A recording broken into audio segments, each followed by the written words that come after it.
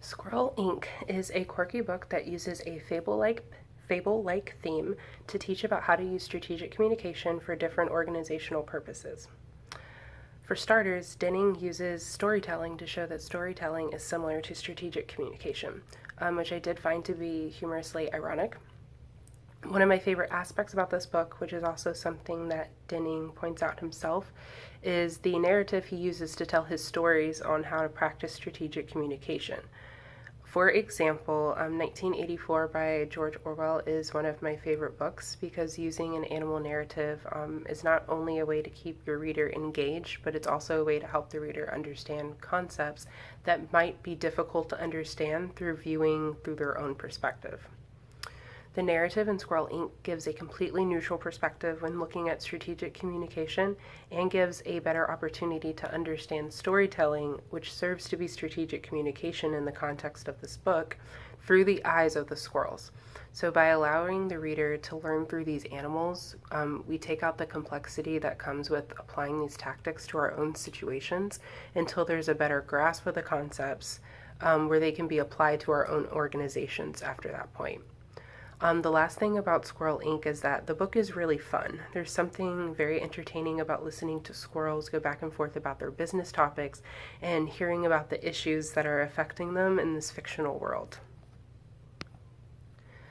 While this book does have several takeaways, it does have one overall main concept.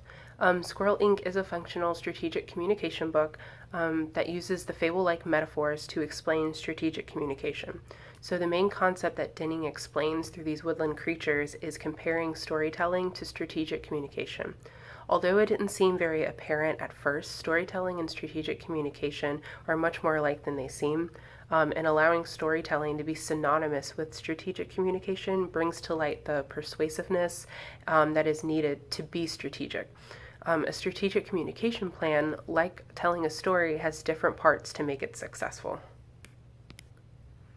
So as I mentioned before, Squirrel Inc. is a narrative. So as you're reading each of the different chapters that teach about the different situations a strategic communication plan can be used in, it reads like a novel.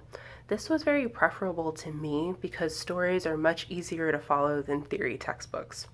Throughout this collection of fables, Denning is teaching how to form persuasive stories, which are metaphors for strategic communication again.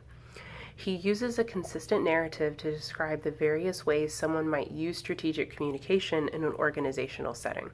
So there are a lot of different problems that are addressed in this book, but among them, some of my favorites are storytelling to get others to work together, storytelling to tame the grapevine, and storytelling to create a future.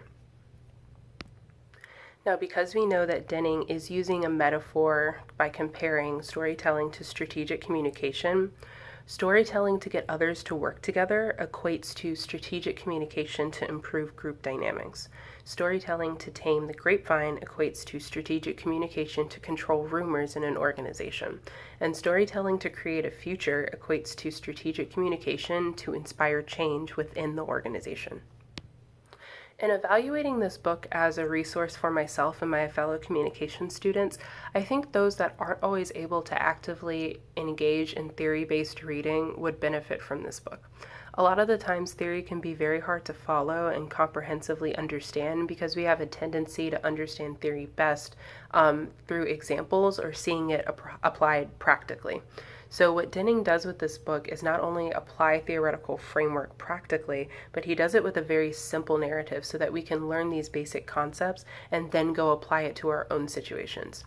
This is important for people using this book as a resource like myself and my classmates because we need to understand the fundamentals of strategic communication plans in order to be able to use them for various settings we encounter. In a traditional theoretical framework textbook, we'd have to make sense of the theory ourselves.